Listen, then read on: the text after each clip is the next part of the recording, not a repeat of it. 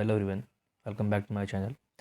तो अभी सब बच्चों के दिमाग में सिर्फ एक ही क्वेश्चन है कि एसएससी की आंसर की कब आएगी, क्योंकि अब काफ़ी दिन हो गए हैं। रोज़ एक एक एक दिन बीतता जा रहा है, इंसान ये सोच रहा है कि अब आंसर की आ जाएगी आ जाएगी आ जाएगी बस। तो आज इस बात डिस्कस करने वाले हैं कि हम लोग क्या एक्सपेक्ट कर सकते हैं कि आंसर की कब आने वाली है। साथ ही में कंप्यूटर क्या बोनस मार्क्स रहने वाला है, आप लोग क्या मिलेगा कि नहीं मिलेगा, और वेटिंग लिस्ट जो कि आर्टिकल आपने पढ़ा होगा, अब बहुत सारे सर्कुलेट हुआ था कि वेटिंग लिस्ट आने वाली है। तो क्या 2025 से लागू होगी, 2026 से लागू होगी, इस पर हम डिस्कस करने वाले हैं। तो पहले चालू करते हैं कि आंसर की से रिलेटेड जो अभी क्यूरीज हैं कि ये कब आ सकती है, कब नहीं आ सकती है, आएगी भी नहीं आएगी। पहली चीज़, जैसे कि आपको पता है कि हमारा पेपर जो था वो 19 तारीख को हमारा पेपर हो चुका है, और आज मैं जब वीडियो बना रहा था 27 तारीख है। तो यहाँ पे 8 दिन हो चुके हैं और अब तक हमको अपनी आंसर की देखने को नहीं मिली है। तो जैसा कि आप लोग को अगर पता होगा, हम लोग इस साइड पे आते हैं कि पहली चीज़ डिले क्यों हो रहा है। तो देखिए, डिले होने का रीज़न जो है ये ना मैं खुद जानता हूँ ना आप लोग जानते हैं ये डिले क्यों हो रहा है। ये सिर्फ एक ही आदमी जान सकता है, वो एसएससी के चेयरमैन। क्योंकि जैसा कि अब 8 दिन हो गया और अब तक आंसर की नहीं आई है, तो हम लोग क्या एक्सपेक्ट करें कब तक आ सकती है। देखिए, मैं आपसे ये नहीं कहूँगा कि आंसर की कल आएगी या परसों आएगी, क्योंकि मुझे खुद नहीं पता कि आंसर की कब आएगी। लेकिन जैसा कि हम पुराने ट्रेंड को अगर वो देखें, तो पहले जो हमारी आंसर की थी वो 1 या 2 दिन में आ जाती थी जब टीसीएस पेपर कराता था। लेकिन अब टीसीएस तो है नहीं, अब तो एडुकेटी है। तो इसकी आंसर की जो हमने ट्रेंड देखा है, जैसे कि उन्हें पता है कि सीजीएल हमारा जो हुआ था टीयर 1 का, उसमें भी अगर हम बैक जो हमारा दोबारा पेपर हुआ था, उस पेपर बाद ये सिर्फ 2 दिन में इसने आंसर की अपनी जारी कर दी थी। तो 2 दिन के अंदर सीजीएल टीयर 1 की आंसर की आ गई थी बैक पेपर के बाद। और आपको पता है कि सीजीएल जो हमारा जो एग्ज़ाम हुआ था, तो उसमें जो आंसर की हमारी आई थी वो 8 दिन के लिए सिर्फ डिले हुई थी, उसके बाद आंसर की आ गई थी।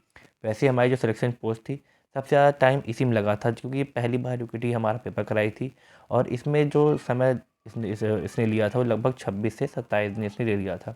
मैक्सिमम टाइम तो यही था जब इसने आंसर की निकाली, क्योंकि नया नया एग्ज़ाम कराई थी। तो और जैसा कि आप लोग जानते हैं कि आंसर की जब इसने जारी की तो उसमें बहुत सारी गलतियाँ हुई थी इसके, तो उसमें काफ़ी टाइम लग गया था। और जो अभी हम लोग का जो सबसे लेटेस्ट पेपर हुआ है सीपीओ का, उसकी आंसर की भी आपको 11 से 12 दिन में देखने को मिल गई थी। तो देखिए, अब ये दिन तो जा चुका है, 2 दिन में तो आई नहीं, 8 दिन भी हो ही गए आज। तो आज भी आंसर की नहीं आई। अब हमारे पास एक बची हैं 2 डेट्स, एक बची सिलेक्शन पोस्ट की और एक बची सीपीओ की। तो इसमें आप देख सकते हैं या तो 11-12 दिन लगाएगा, या तो कहने को 26-27 दिन लगा सकता है। तो इससे हम कंक्लूज़न क्या निकालें कि आंसर की हमारी कब आएगी। देखिए, आंसर की आपकी मैं श्योर नहीं कह सकता कि कल आएगी परसों आएगी, पर हाँ, मुझे जहाँ तक लगता है कि हो सकता है जनवरी में आ जाए ये। लेकिन मैं श्योर नहीं हूँ। देखिए, जनवरी में भी आ सकती है, फरवरी में आ सकती है, तो कोई नहीं जानते। इसका सिर्फ आंसर किसके पास है, वो एसएससी के चेयरमैन के पास।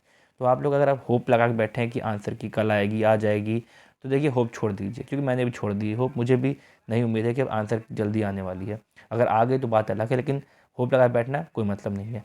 आप लोग से मैं यही रिक्वेस्ट करूँगा कि अगर आप तैयारी कर रहे हैं तो अपनी तैयारी चालू रखें, और तैयारी करते करते आप इस पे एक अगर टाइम लेते, हाँ देख लीजिए आंसर की आएगी, क्योंकि पता चल ही जाएगा अगर आंसर की आएगी तो आप होप लगाना पहली चीज़ छोड़ दीजिए और तैयारी फोकस कीजिए। क्योंकि रोज़ अगर आप डिले करेंगे, नहीं यार आज आंसर की आ जाएगी तो मैं आज से पढ़ूंगा, एक बार मैं कंप्यूटर में अपना मार्क्स देख लूँ मैं पार हूँ कि नहीं, अगर पार होऊंगा तब मैं पढ़ाई करूँगा।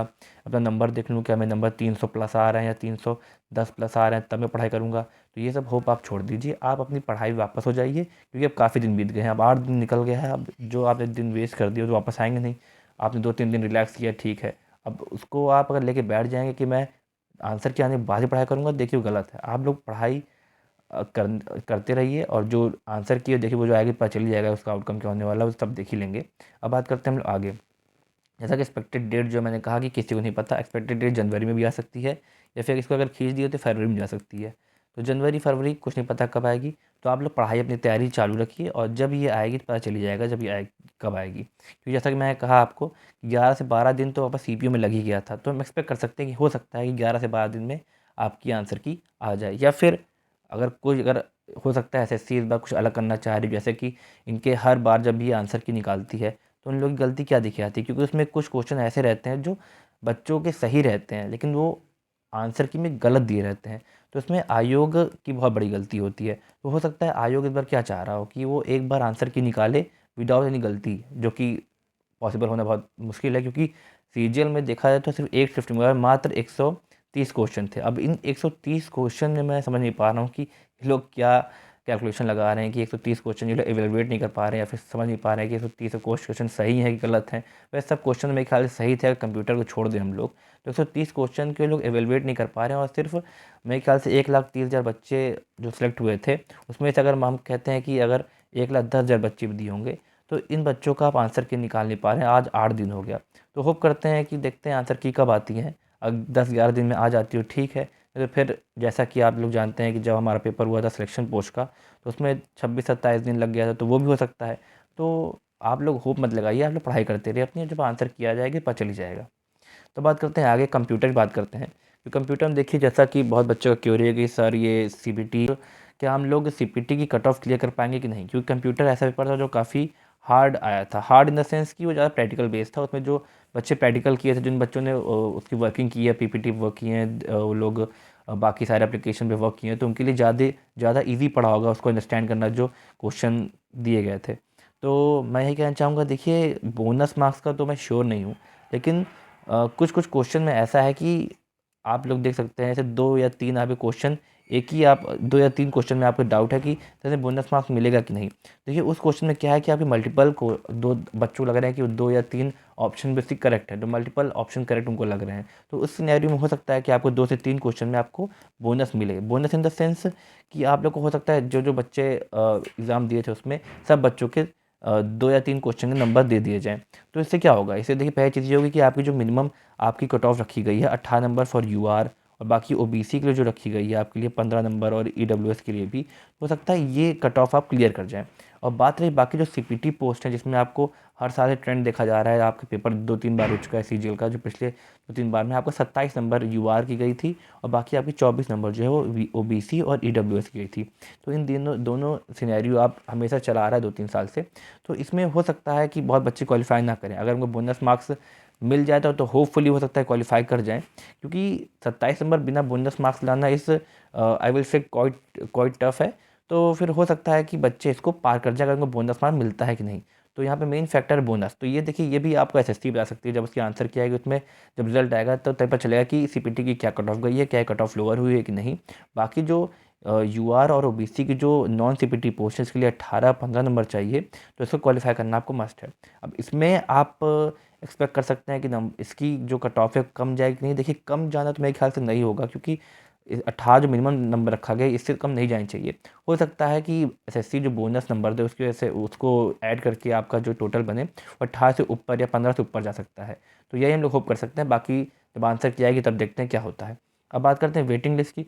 तो बहुत इस बार से आप जैसे पता है कि एसएससी ने लागू किया कि वेटिंग लिस्ट आएगी, लेकिन बात यह है कि क्या ये 2025 से लागू होगा या 2026 से लागू होगा।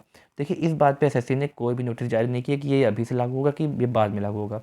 ये वेटिंग लिस्ट का कंसेप्ट काफ़ी सही है, क्योंकि जैसा कि पता है आपको 40% या 30% जो सीट अभी खाली चली जाती थी, जो बच्चे नहीं ऑप्ट करते थे, क्योंकि हो सकता है उनको हायर पोस्ट चाहिए हो, उन्होंने भरा लेकिन नहीं मिली, या फिर कोई और उनको पोस्ट चाहिए जो नहीं मिली, तो लोग खाली छोड़ देते थे। या फिर उनको किसी और रीजन में चाहिए, उनको नहीं मिला, तो जिस रीजन भरे हैं वो पोस्ट लोग खाली छोड़ दिए, जिसकी वजह से जो 30 से 40% जो सीट रहती थी वो खाली चली जाती थी।